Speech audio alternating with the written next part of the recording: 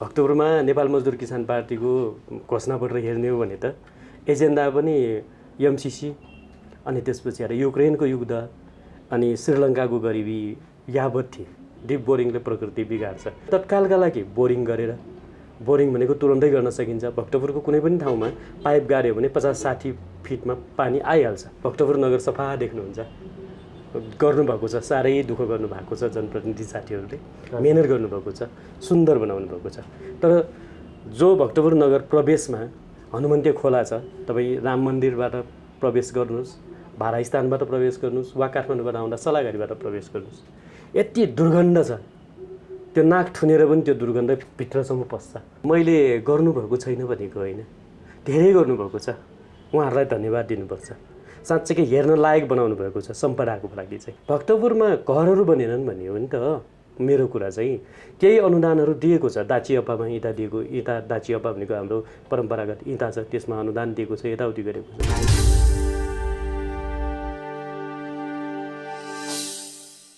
नमस्कार दर्शकवृन्द, हामी कैलाश खबरको विशेष बसाइमा छौँ। स्थानीय तहको निर्वाचन केन्द्रित रहेर हामी कुराकानी गर्दैछौँ।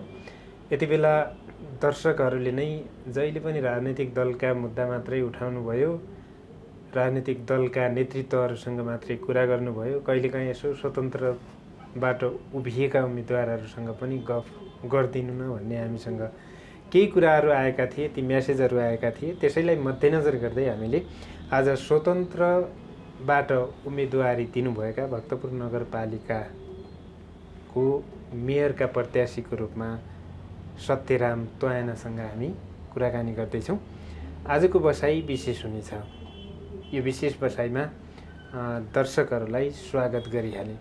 सँगसँगै मेयर स्वतन्त्रबाट मेयरका प्रत्याशी हुनुभएका सत्यराम त्वायनासँग हामी कुराकानी गर्दैछौँ, जानकारी गराएँ। यहाँलाई स्वागत छ। धन्यवाद सर। सन्चै हुनुहुन्छ? ठिक छ सर। चुनावको मुखैमा हामीले गफ गर्न लागेका छौँ। चुनाव पनि अब आइसक्यो। तपाईँले भोट माग्ने अवसर पाउनुभयो कि भएन? घरदैलोमा भ्याउनु भयो कि भएन? यसको विषयमा भनिदिनुहोस् न अलिकति। अलिकति एक्साइटेड छु, फर्स्ट टाइम। हजुर। अनि त्यसपछि त्यो पनि भक्तपुरमा यसरी स्वतन्त्रबाट चुनावै लडेर भोट माग्ने खालको परिपाटी भक्तपुर नगरमा योभन्दा पहिला हामीले देखेका थिएनौँ। म चाहिँ अहिले घरदैलो कार्यक्रमहरू लगभग आजसम्म हामीले सकायौँ। भोलि हामी 2टा चुनावी सभा गर्दैछौँ। अनि त्यसपछि अब पर्सिबाट मौन अवधि सुरु हुन्छ। जो एक किसिमको एकदमै त्यो नयाँ खालको अनुभूति चाहिँ भइराखेको छ। आफै मात्र उत्साहित हुनुभएको छ कि मतदाता पनि उत्साहित छन्? पक्कै पनि मतदाता पनि उत्साहित छन्। किनभने मेरो उम्मेदवारी भनेकै यो पीडितहरू, विशेष गरेर भक्तपुर नगरपालिकाद्वारा पीडित बनाइएकाहरूको एक किसिमको पीडा लिएर मैले उठेको हुँ।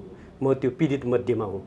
त्यो भएर भक्तपुर नगरपालिकामा व्याप्त भएका पीडाहरूको एउटा समग्र प्रतिनिधित्व मैले गरिराखेको र मेरा वडा अध्यक्ष साथीहरू पनि हुनुहुन्छ। वडा नम्बर 2मा सञ्चज्ञान याकामी, वडा नम्बर 6मा रामप्रसाद कुम्भागाजी हुनुहुन्छ। हामी 3 जनाको टिम छ यतापट्टि। त्यसमा चाहिँ एकदमै उहाँहरूले हामीलाई दिल खोलेर स्वागत गर्नुभएको छ। भेटघाटका क्रममा, घरदैलोका क्रममा उहाँहरूले नगरपालिकाबाट हामीलाई यो किसिमको दुःख दिएका छन् भनेर दुःखहरू हामीलाई सुनाउनु भएको छ। साँच्चै दर्दनाक छ भक्तपुरमा पीडितहरूको अवस्था। धेरै उम्मेदवारहरू यति बेला जनताको घरदैलोमा छन्। राजनीतिक दलका एजेन्डाहरू लगेर घोषणापत्रका साथ उनीहरू घरदैलोमा पुगेका छन्। तपाईँ स्वतन्त्रबाट घरदैलोमा पुग्ने अभियानमा हुनुहुन्छ। एजेन्डा के लिनु भएको छ? विशेष गरेर अरू राजनीतिक दलका एजेन्डाहरू सामान्यतया राजनीतिक हुने गर्दछन्। भक्तपुरमा नेपाल मजदुर किसान पार्टीको घोषणापत्र हेर्ने हो भने त एजेन्डा पनि एमसीसी अनि त्यसपछि आएर युक्रेनको युद्ध अनि श्रीलङ्काको गरिबी यावत थिए। अरू धेरै कुराहरू छैनन्। हामी मात्रै भक्तपुर नगरपालिकाको विषयमा मात्रै केन्द्रित भएर हाम्रा केही योजनाहरू हामीले लिएर आएका छौँ। जस्तो भक्तपुर नगरपालिकाको सबैभन्दा ठुलो समस्या भनेको खानेपानीको समस्या। त्यहाँ एकदमै खानेपानीको हाहाकार छ। अहिले पनि 100औं वर्ष पहिला जस्तो इनारबाट पानी लिएर खान बाध्य छौँ। ट्याङ्कर आउँदा बाल्टिन बोकेर, गाग्री बोकेर बस्न बाध्य छन्। कठम कराचित 1-1.5 घन्टा चाहिँ पानी आउने भयो भने पनि तपाईँले देख्नुहुन्छ ठाउँ ठाउँमा गाग्रीको लाइन लामो हुने गर्छ। यो किसिमको यो सबैभन्दा ठुलो समस्या हो। हामीले यसलाई तुरुन्तै निराकरण गर्न सक्ने तत्काल निराकरण गर्न सकिन्छ भन्ने एउटा हाम्रो प्रतिबद्धता छ। किनभने पानीको धाराको पाइपहरू घर घरमा छन्, मात्रै त्यो मुखको छेउमा तत्कालका लागि डिप बोरिङ होइन। डिप बोरिङले प्रकृति बिगार्छ, हाम्रो यो जुन प्रकृतिको सम्मिश्रण छ त्यही बिगार्छ। त्यही भएर तत्कालका लागि बोरिङ गरेर, बोरिङ भनेको तुरन्तै गर्न सकिन्छ। भक्तपुरको कुनै पनि ठाउँमा पाइप गाड्यो भने 50-60 फिटमा पानी आइहाल्छ। त्यो पाइप त्यसमा जोडिदियो भने घर घरमा पानी पुगिहाल्छ। त्यही भएर हामी 2 महिनाभित्र सक्छौँ त्यो काम, ठुलो विषय नै छैन। तर दीर्घकालीन रूपबाट समस्या समाधानका लागि के हो त भने चाङ्गो नारायण, सूर्यविनायक र त्यसपछि मधेपुर थिमी नगरपालिकासँग समन्वय गरेर पानीका स्रोतहरूलाई अलिकति परिष्कृत गरेर ल्याउन सकिन्छ एउटा विषय भने। अर्को मेलम्ची खानेपानीसँग हामीले एकदमै घनीभूत रूपमा छलफल गरेर यसको निराकरण। अब काठमाडौँवासीहरूका लागि त मेलम्चीको पानीले केही हदसम्म भनौँ सहायता गरेको छ। अर्को कुरा, अब काठमाडौँवासीलाई त्यो मेलम्चीले भ्याउने भए त्यहाँ जाने पानी पनि त कटअप भएर अब भक्तपुर नगरपालिकातर्फ केन्द्रित त रहला नि। पानीको समस्या समाधान त होला, तर पनि तपाईँले जो दीर्घकालीन रूपमा यो योजना छ भनेर अगाडि सार्नु भएको छ, साँच्चीकै मेयर तपाईँ यदि बन्नुभयो भने त्यो समस्या समाधान होला त? म त महिना दिनभित्र घर घरमा पानी पुर्याउँछु भन्छु। किनभने मैले अघि पनि अनुरोध गरेँ, बोरिङ गर्ने हो, डिप बोरिङ होइन। अहिले खेतका लागि जग्गा जमिनहरूमा 50 फिट 60 फिट जाने बित्तिकै पानी आउँछ। जनताले एकदम शुद्ध खानेको लागि पानी पाऊँ भने होइन, धारामा पानी आउनु पर्यो भनेको त्यसलाई फिल्टरिङ गरेर खान सकिन्छ। अरू धेरै प्रक्रियाहरू छन्, त्यो एकदमै सजिलो छ। तर हाम्रो नगरपालिकामा 42 वर्षदेखि नेपाल मजदुर किसान पार्टी जित्दैछ। हामी फर्केर अहिले बाजेको पालाको पानीको सिचुएसन हामी भोगिरहेका छौँ। इनारका पानी खाइरहेका छौँ, त्यो पनि झगडा पर्छ इनारको पानी लिँदा पनि। कति ठाउँमा कुटपिट भएको छ, महिलाहरूलाई बिहानदेखि भ्याइ नभ्याइ छ पानी एक काँक्रीको लागि काठमाडौँमा। तपाईँहरूले भन्न खोजेको आधुनिक भक्तपुर बनाउन खोज्नु भएको, समस्या रहित भक्तपुर बनाउन खोजेको। आधुनिक त समस्या पीडा रहित भक्तपुर बनाउन खोजेको होइन। अब जस्तो यहाँले भक्तपुर नगर सफा देख्नुहुन्छ, गर्नुभएको छ, साह्रै दुःख गर्नुभएको छ। जनप्रतिनिधि साथीहरूले मेहनत गर्नुभएको छ, सुन्दर बनाउनु भएको छ। तर जो भक्तपुर नगर प्रवेशमा हनुमन्ते खोला छ, तपाईँ राम मन्दिरबाट प्रवेश गर्नुहोस्, भारा स्थानबाट प्रवेश गर्नुहोस्, वा काठमाडौँबाट आउँदा सलाघारीबाट प्रवेश गर्नुहोस्, यति दुर्गन्ध छ। त्यो नाक ठुनेर पनि त्यो दुर्गन्ध भित्रसम्म पस्छ। त्यसलाई व्यवस्थित गर्नु पर्यो, दुर्गन्ध तुरन्त हटाउनु पर्यो। त्यो हटाउन कसरी सकिन्छ त भने यहाँ त्यो जुन हनुमन्तीमा पानी आइरहेको नगरकोटबाट हो, बर्मानीसम्म सफा पानी आउँछ। बर्मानीबाट बिस्तारै ढल मिस्दै गएको छ, भक्तपुरको पुरै ढल खोलामा गएको छ अनि दुर्गन्ध भएको। अब त्यो ढलका लागि एउटा पाइप, अलगै पाइप सल्ल तानेर बिचबिचमा फिल्टर गर्ने एउटा मेकानिजम बनाइदियो भने त्यो गन्ध त तुरन्त हट्छ नि त। अब यहाँ त्यो पनि ध्यान दिएको अवस्था छैन। अनि त्यो खोलाले त्यो दुर्गन्ध भएको चाहिँ ढल एकातिर एउटा पाइपबाट जान्छ, अनि खोला त बिस्तारै सङ्लो पानी त माथिबाटै बगेको छ, सङ्लो पानी बग्छ। त्यसलाई बिचबिचमा केही यो किलोमिटरमा 1 किलोमिटर 1.5 किलोमिटरमा एउटा अझ त्यो पनि त्योभन्दा नि कम 500 मिटरमै सानो सानो ड्याम बनाउन सकिन्छ। त्यो ड्याम बनायो भने पानी अड्किन्छ, बढी भएको अर्कोमा खस्छ, अनि त्यसपछि त्यो स्टेप बाई स्टेप त्यसरी बनाउन लग्यो भने त्यहाँ नौका विहार गराउन सकिन्छ। विदेशहरूमा जस्तो बडो नौका, सानो सानो ढुङ्गा नौका विहार गराउन सकिन्छ। त्यो खोलाहरू दुईतिर एकदम सुन्दर पर्यटकीय, आन्तरिक बाह्य पर्यटकीय बस्ने सुन्दर ठाउँ हुन्छ, चराचुरुङ्गी बस्छन्, एकदमै राम्रो छ। तर त्यो किसिमको परिकल्पना चाहिँ गरिएको पाइएन। तर 100 वर्षपछिको भक्तपुर भनेर पुस्तक समेत प्रकाशित भएका छन्। त्यो परिकल्पनाका साथ सुन्दर सहर, सुन्दर भक्तपुर बनाउनका लागि भोलिको भक्तपुर कस्तो हुने भन्ने भक्तपुरको बारेमा लेखेका पुस्तकहरू पनि त आएका छन्। हो, भोलिको भक्तपुर सुन्दर बनाउनलाई आजको भक्तपुरमा बाँच्नु त पर्यो नि। हामी यहाँ खान नपाएर, पानी खान नपाएर मर्दैछौँ। आज हाम्रा जग्गा जमिन सबै भक्तपुर नगरपालिकाकै नेतृत्वमा प्लटिङ भइरहेका छन्। हाम्रो अहिले रोजीरोटी छैन। भक्तपुर नगरपालिकाको देशको धनी नगरपालिका मध्येमा गनिन्छ भक्तपुर नगरपालिका, आयस्रोत भएको नगरपालिकामा गनिन्छ। तर जनताको पर क्यापिटा इन्कम हेर्ने हो भने हामी कुनै दुर्गम भर्खर बनेको नगरपालिकाभन्दा हाम्रो तल छ हाम्रो जीवनस्तर। अनि आज नबन्ने 100 वर्ष पछाडि बनाएर भयो। 100 वर्षको पछाडि बन्नका लागि मैले त्यो विरोध गरेको होइन। म तपाईँले यसो भनिरहँदा संसारभरिका विदेशीबाट आउने जो पर्यटकहरू छन्, भक्तपुर नगर एकचोटि नघुमेर नफर्किने भन्ने उनीहरू एयरपोर्टबाटै भन्छन्। भक्तपुर हेर्न आउँछन् र नेपालमा आएका जति पनि पर्यटक छन् एकचोटि भक्तपुर टेकेरै फर्किन्छन्। सुन्दर भक्तपुर हेर्नको लागि, अझ प्यागोडा शैलीको भक्तपुर हेर्नको लागि, पुरानो सहर हेर्नको लागि, पुराना घरहरू हेर्नको लागि भनेर आउँछन्। सफा सहर भन्छन्। काठमाडौँभन्दा भक्तपुर धेरै अब सरसफाइको हिसाबले पनि धेरै अगाडि देखिन्छ दावाका साथ। त्यो स्थानीयले भन्ने पनि हो, राजनीतिक दलका नेताहरूले भन्ने पनि हो, विरोधी राजनीतिक दल राख्ने आस्था राख्नेलेहरूले पनि भनिरहेको म पनि भन्छु। भनेपछि तपाईँले त अझ यसभित्र समस्या छ भन्ने कुराहरू दर्शाउनु भयो। यसले त खासै होइन समस्या केही समस्या देखाएको योभन्दा परिष्कृत गरेर अझ सफा बनाउन सकिन्छ भनेको। जबसम्म नगर घेर्ने खोला नाला फोहोर हुन्छन्, नगरभरिको फोहोर खोलामा गएर त्यहाँ डम्पिङ साइट जस्तो मिलाउने काम हुन्छ र त्यसपछि थलहरू खोलामा जान्छ। नगर सफा भएर के हुन्छ? अहिलेको कन्डिसन के छ भने नगरभित्र बजार लाइन, दरबार स्क्वायर, अनि त्यसपछि तौमडी अनि दटाट्री स्क्वायरहरू सफा छन्। दायाँ बायाँ एकचोटि छिरेर हेर्नु पऱ्यो। अहिले फोहोर छ नि भनेको होइन, भूकम्पले लडेका भग्नावशेष छन्, घरहरू बनेका छैनन् जनताका। मठ मन्दिर केही थरिएका छन्, पार्टीहरू धेरै बनेका छन्, सम्पदाको काउन्ट गर्दा धेरै छ, तर उहाँले ठुलो सम्पदा जस्तो बनाउनुहुन्छ। ठुल्ठुला सम्पदा केही बनेका छन्, सानो सानो पार्टी धेरै बनेको हो। तर जनताको घर 72 सालदेखि आजसम्म, त्यो भनेको अब 7 वर्ष भइसक्यो। यो 7 वर्ष नागेर 8औं वर्षमा लाग्दासम्म जनताको घरहरू बनेन। किन बनेन? नगरपालिकाले कहिले चासो दियो? यी जनताका घरहरू बनाउनुपर्छ। अब मठ मन्दिर मात्र बनेर हुँदैन। मान्छे त नगरवासीको हो नि मुख्य समस्या। पार्टी बनेर नगरवासी पार्टीमा बस्न त जान्दैनन्। हामी घर बनाउन नसकेर, अर्थात् नगरपालिकाले उचित रूपबाट यो भूकम्पकोबाट लडेका घरहरूको बनाउने सुनिश्चितता नगरिदिँदा, यसमा एक किसिमको सहजीकरण नगरिदिँदा वा समस्या नबुझिदिँदा घरहरू बनेनन्। हामी अहिले भक्तपुर नगरपालिकाको छेउछाउका नगरपालिकामा डेरा बस्नको बाध्य छौँ। हाम्रो जीवन त्यो हो आजको स्थिति। हामीले घर पनि बनाउनु नपाउने, सिफारिसका आधारमा समस्या, के का कारणले हामी घर बनाउन सकेनौँ त्यति कुरोहरू नसोचिदिने। एउटा नक्सा राख्न गयो भने 4-5 वर्षसम्म झुलिन्छ। सबैको झुलिन्छ भनेको होइन, धेरैको झुलाइन्छ नक्सा।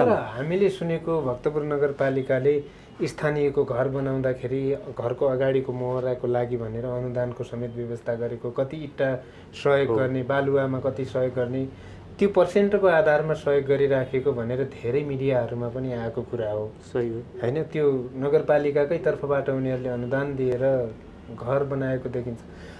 ओभरअल नेपालको हेर्ने हो भने जति ठाउँमा भूकम्प गएको थियो त्यो ठाउँहरूको अवस्था अझै लथालिङ्ग छ।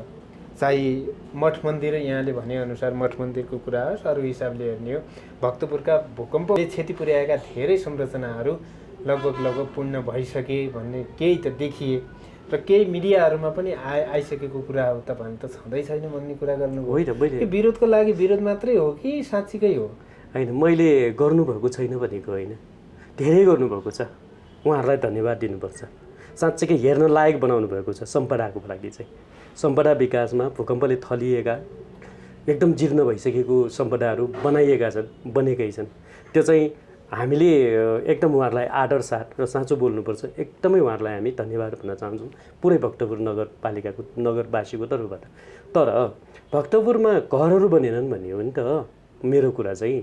केही अनुदानहरू दिएको छ, दाचिअप्पामा इँटा दिएको, दाचिअप्पा भनेको हाम्रो परम्परागत इँटा छ, त्यसमा अनुदान दिएको छ, यताउति गरेको छ। त्यो भनेको अब घर चाहिँ कति बन्यो र कति बनेनन् भन्ने कुरा हो नि त। भक्तपुर खण्डहर छ, त्यो कुरो त मान्नुपर्छ, भएको कुरो त हो भन्नुपर्छ नि। तर अब त्यो गर्नु भएन। अब के गर्न सकिन्छ भने मेरो प्लान के हो त यसमा, होइन भने चाहिँ म चाहिँ के गर्छु त भने एउटा टास्क फोर्स बनाउँछु, एउटा वडामा एउटा समिति बनाउँछु जसले घरहरू किन बनेनन्, मुद्दा भएर नबनेको हो कि नगरपालिकामा व्यवहार झन्झट भएर नबने हुन् कि नक्सा पासमा झिल्ला हुन्छ भनेर नबने हुन् कि वा होइन अरू कारण छन्, त्यसको खोज नीति हुन्छ। त्यसका बारेमा एउटा संयन्त्र बसेर अब यसरी घर बनाउनलाई आर्थिक रूपमा नि केही सहजीकरण गर्न सकिन्छ कि प्राविधिक रूपमा सहजीकरण गर्न सकिन्छ कि नक्सा फ्री बनिदिने हो कि वा यो किसिमको गर्यो भने कमसेकम जनताको घर पनि बन्नु पर्यो। जसरी पार्टी भने मेरो यति हो, त्यो भएका कारणले मेरो चाहिँ योजना के हो त भन्दा त्यस्तो एउटा टास्क फोर्स इमिडिएटली बन्छ र त्यसले अध्ययन सुरु गरिहाल्छ, त्यसले एउटा प्रतिवेदन दिन्छ। त्यसका आधारमा हामी जनताको घर यो 5 वर्षभित्र एउटा पनि बाँकी नरहने गरेर भूकम्पले भट्केका घरहरू जनताद्वारै बनिन्छ। भनेपछि अहिलेसम्म यहाँले भन्न खोजेको मठ मन्दिरहरू बनी पार्टी पौवाहरू बनी जनताको घरमा दुःख दिने त्यो यहाँ बनाउन तयार हुनुहुन्छ? एकदमै सहजीकरण गर्न म हरदम तयार। अर्को कुरा, यहाँ नेपालभरि पनि घुम्नु भएको छ, अझ विशेष गरी सीमा क्षेत्रमा पनि घुम्नु भएको छ। नेपालका सीमा यति ठाउँमा मिचिए भन्ने कुराहरू पनि छन्। नेपालका सीमा मिचिए भन्दाखेरि यहाँको मन पनि पक्कै दुख्छ होइन? ती सीमावासीका कुराहरूलाई हेर्ने हो भने यहाँ कहाँ पुग्नु भएको छ त्यस क्षेत्रमा, अनि त्यहाँका समस्याहरू के देख्नु भएको छ, र यो चुनावमा तपाईँले ती समेट्ने विषयहरू के हुनुहुन्छ? म चाहिँ नगरपालिकाको मेयर भएका कारणले त्यो चाहिँ मैले गर्न सक्दिनँ होला। तथापि बोर्डरमा सीमा मेचिएको त्यो त त्यत्रो छ नि त, त्यो ठाउँहरू त्यस्तो किताबमा नि आइसकेको छ, त्यहाँको पुरै आइसकेको छ। त्योभन्दा त्यो सबैलाई थाहा छ। त्योभन्दा बेसी मैले अध्ययन गरेको के हो त भने इन्डियाका कारणले नेपालमा भोकमरी छ। मैले अध्ययन गरेको विषय त्यो हो। नेपालसँगै टाँसिएर इन्डियामा नेसनल पार्कहरू छन्। इन्डियाको ठुल्ठुलो नेसनल पार्क छ, पश्चिममा र दुधवा नेसनल पार्कै छ। त्यहाँका जङ्गली जनावर नेपालको बस्तीमा छिर्ने, हात्ती लगायतको मान्छे पनि मारिदिने, बालीनाली सब खाइदिने धेरै वितन्डाहरू गर्छन्। त्यो चाहिँ इन्डिया सरकारले हामीलाई क्षतिपूर्ति दिनुपर्छ। र इन्डिया सरकारले नेसनल पार्कको विश्वमा एउटै मात्र त्यस्तो नेसनल पार्क जस्तो लाग्छ उनीहरूको, जसमा बफर जोन छैन। नेसनल पार्क अनि सिधै नेपालको भूमि है, एउटा त्यो। अनि अर्को चाहिँ जस्तो यहाँलाई पनि थाहा छ, कोशीदेखि महाकालीसम्म ड्याम छ। ड्यामको साँचो इन्डियासँग छ। उनीहरूलाई मन परे थुनिदिन्छ, मन नपरे पानी बगाइदिन्छ। अझ कोशीको म तपाईँलाई सुनाउँछु। कोशी जानुभयो भने आहा छ नि त कोशी होइन, कोशी जानुभयो भने त्यो कोशी ब्यारेजको पूर्वतिर गयो भने इन्डियातिर पानी जान्छ, पश्चिमतिर आयो भने हाम्रो सिरा सप्तरी सबै डुब्छ प्रायः। अनि त्यसमा के गर्छ भने यो अहिले हिउँदको पानी सल्ल बग्या पानी बेलामा तपाईँले पूर्वको ढोका मात्र खोलेको देख्नुहुन्छ है। हामी कहाँको पानी आउने सङ्लो पानी चाहिँ हामी कहाँ आउँदैन, नेपालमा आउँदैन, इन्डियामा बढी जान्छ। अनि जब त्यो बर्खा लाग्छ, बाढी आउँछ, नेपालको ढोका सबै, नेपालतिरको ढोका अर्थात् पश्चिमतिरको ढोका खोल्छ, पूर्वतिरको बन्द गर्छ उनीहरूले। भनेको धेरै किसिमको वितन्डा छ। अनि अर्को एउटा चाहिँ के हो भने अहिले सीमा सुरक्षा सडक भनेर उनीहरूले 1751 किलोमिटरमा चाहिँ बाँडको नाममा रोड बनाउँदैछ, 2 लाइन, कहीँ 4 लाइन छ। अनि त्यसले के गर्छ भने अर्को बाँडको काम गर्यो। नेपालमा चाहिँ 62,000 लगभग नदी छ भन्ने हाम्रो तथ्याङ्क हो। त्यो चाहिँ सबै नदी सधैँभरि बग्दैन, त्यो बर्खामा मात्रै निस्किने नदीहरू छन्, खहरेहरू छन्। अब त्यो खहरेको बानी चाहिँ त्यहाँ गएर रोक्ने भयो भनेपछि नेपालको जमिन अहिले त्यो जुन मैले बाँड भने त्यो अहिले सीमामै टाँसिएका अहिले सीमा सुरक्षा सडक, त्यसमा माथि बसेर हेर्नुभयो भने नेपाल र इन्डियाको माटोको हैसियत सबै एउटै हो। तर उनीहरू कहाँ राम्रो हुन्छ, हामी कहाँकोमा बगरमा परिणत भइरहेछ। त्यही भएर पानी रोक्यो नि त। पानी रोकेपछि त्यहाँ त बालुवा पनि बग्छ। अनि माथि त्यो ड्यामको काम गर्यो कि। अनि तिलाठीको झगडा तपाईँलाई याद गर्नु भयो होला, 4-5 वर्ष पहिला कुटाकुट भएको थियो नि। एक्ज्याक्ट यही समस्या हो। म त्यो दिन त्यहीँ थिएँ। हो, त्यही कुराहरू नेपालको राजनीतिसँग जोडिने कि नजोडिने, चुनावसँग जोडिने कि नजोडिने। तपाईँ एउटा मेयरको हिसाबले भए पनि ती ठाउँहरूमा घुमेको हुनाले, त्यहाँका प्रत्यक्ष पीडा थाहा पाएको हुनाले मैले यो विषय उठाएको। त्यो कुराहरू राजनीतिमा जोडिने कि नजोडिने, दलका घोषणापत्रमा आउने कि नआउने, अहिले घोषणापत्रमा मात्रै सुन्दर नेपाल, सफा नेपाल, स्वर्ग नेपाल देख्ने, जितिसकेपछि खण्डहरमा परिणत गरिदिने यो वास्तविकता त छ नि त। त्यही वास्तविकतालाई तपाईँ यदि साँच्चीकै मेयरको रूपमा आएपछि त ती कुराहरूलाई पनि त मूल्याङ्कन गर्ने होला नि, कार्यान्वयन त गर्ने होला नि। हो, यही कुरा भन्न खोजेको। मैले के गर्न सक्छु भने यसमा यो अलिकति नगरपालिकाहरूको सङ्गठन छ, अनि स्थानीय हाम्रो चाहिँ यो सबै किसिमको हेर्ने मन्त्रालयहरू छन्। त्यस मार्फत चाहिँ हामीले यो छ सिचुएसन, अब तपाईँहरूको हामीले त्यो कन्सर्न हाम्रो त म मेयर भयो भने अर्को मेयरलाई चिन्छु होला नि त, म उहाँलाई चाहिँ यस्तो यस्तो गरेर समस्या समाधान गर्न सकिन्छ भनेर पनि म केही उपायहरू साँच्चैकै अधिकार कर्मीको दृष्टिकोणले म त्यो कुरा पक्कै पनि राख्छु। र मलाई एकदमै चित्त दुखेको र पोलेको विषय यो हो। यो कुरा मैले किन उठाएँ भने तपाईँ वकालत गर्ने व्यक्ति पनि भएको नाताले ती कुराहरू उठाएको। अर्को कुरा, केन्द्रीय सरकारले मात्रै गर्नुपर्छ भन्ने त्यो मान्यता तोड्नुपर्छ। स्थानीय सरकार पनि त सरकार हो नि, हक अधिकार त त्यहाँ पनि छ नि।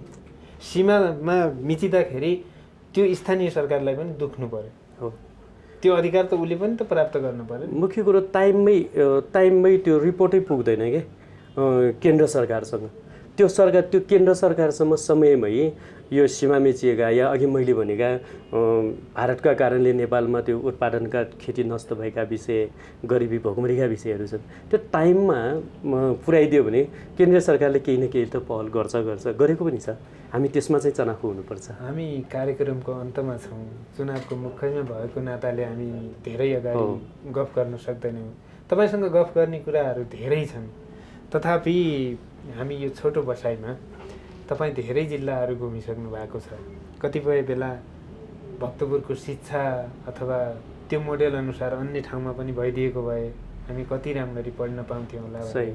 अर्को कुरा, यो मेडिकल माफियाहरूले गर्दाखेरि धेरै लुटिरहेका छन् भन्ने मिडियामा छ्यापछ्याप्ती आए। कतिपय अन्तर्वार्ता पनि विरोधाभासपूर्ण तरिकाले खिचाखिचका को मेडिकल माफिया भन्ने कुरा पनि सतहमा आउने कुराहरू, ती माफियाका कुराहरू सुन्दाखेरि र भक्तपुरमा सस्तो मूल्यमा शिक्षा आर्जन गर्न सकिन्छ, महँगो शिक्षा आर्जन गर्न सकिन्छ भन्ने कुरा बाहिर यताउता जिल्लामा सुनिरहँदा कतिपय बेला गर्व गर्ने ठाउँ पनि त रहन्छ नि। त्यसकारण भक्तपुरको शिक्षा नीतिलाई हेर्ने हो भने, सबै कुराहरूलाई हेर्ने हो भने ठिक छ भन्ने जनसमुदाय र कतिपय यो भित्र केही पनि हुन सकेको छैन भन्ने जनसमुदाय, दुइटैको बिचबाट तपाईँ उठ्नु भएको छ होइन। स्वतन्त्र सबैका कुरा सुन्नुपर्ने एउटा तपाईँको बाध्यता पनि होला, त्यो सहर्षताका साथ स्वीकार्ने बेला पनि होला। अन्तमा के भन्नुहुन्छ?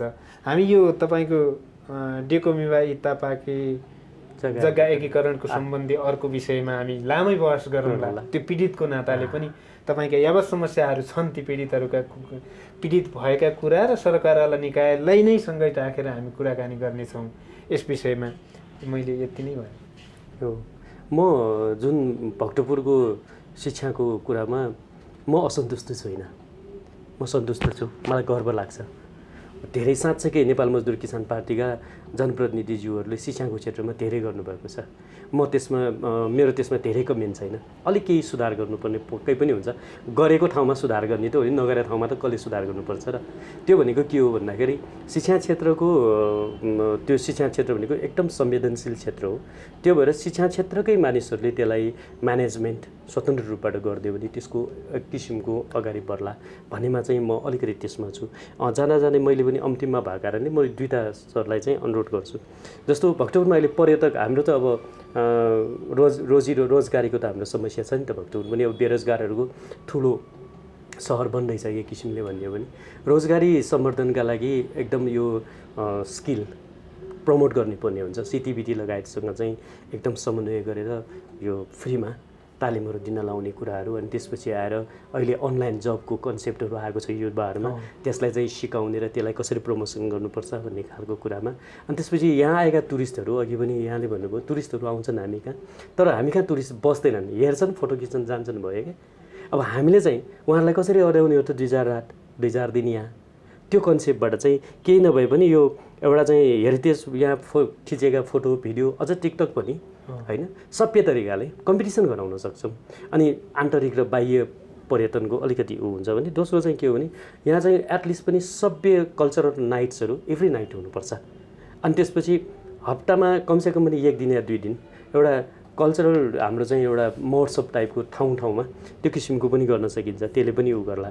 अनि मुख्य कुरा चाहिँ हामी अलिकति सांस्कृतिक नगर हौँ नि त। हाम्रो त अब ब्लडैबाट पनि हामी संस्कृति झल्काउँछौँ। हाम्रो दापा भजन अनि त्यसपछि जात्रा पात्राहरू छन्। हाम्रो जात्रा पात्रा मुस्किल भइराखेको छ। हामी चाहिँ गुठी संस्थान लगायतसँग आर्थिक रूपबाट हामी डिपेन्डेड छौँ। उहाँहरूसँग हामीले एकदमै भरमुखडुर त्यसमा चाहिँ समन्वय गर्नुपर्ने छ र त्यसपछि आर्थिक रूपबाट केही प्रमोट गर्नुपर्ने छ, त्यो एजेन्डा पनि छ। अनि त्यसपछि आएर अर्को भनेको चाहिँ के हो त भन्दाखेरि यो संस्कृतिहरू जुन चाहिँ नाचगान र बाजागाजा छ नि, त्यसलाई चाहिँ हाम्रो टिचर हुन् कि गुरुहरू हुन् उहाँहरूलाई त्यो मार्केट विदेशी युनिभर्सिटिजहरूमा संस्कृत धेरै ठाउँमा पढाउँछ, कल्चरल युनिभर्सिटिजहरू धेरै छ, त्यहाँ चाहिँ हामी एक्सपर्टको रूपमा त्यहाँ चाहिँ मार्केट गरेर पढे लेखेको मान्छे मात्र होइन, पैसा भएको मात्र मान्छे होइन, बाजा बजाउन जाने मान्छे, नाच्न जाने मान्छे चाहिँ अस्ट्रेलिया, अमेरिका, युरोप पुगोस्, हामी त्यो कन्सेप्टबाट पनि काम गर्छौँ भनेर मैले केही एजेन्डाहरू लिएर आएको छु। महत्त्वपूर्ण विचार र समय दिनुभयो, त्यसको लागि यहाँलाई धन्यवाद। यहाँलाई पनि धेरै धेरै धन्यवाद, मेरा कुराहरू राख्ने मौका दिनुभयो। सबै दर्शकलाई पनि धेरै धेरै धन्यवाद। दर्शकवृन्द, नाचगानको राजधानी, संस्कृतिको राजधानी, अझ विश्व सम्पदा सूचीको नेपालकै तर्फबाट एउटा राजधानीकै रूपमा रहेको भक्तपुर, त्यो भक्तपुरभित्र पनि अझ स्वतन्त्र उम्मेदवारको रूपमा उठ्नुभएका सत्यराम त्वायनासँग हामीले कुराकानी गऱ्यौँ। उहाँको कुरा सुनिसक्नुभयो। हामी अर्को बसाइमा नयाँ विषयवस्तुका साथ आउनेछौँ। अहिलेलाई भने म पनि बिदा चाहन्छु। नमस्कार।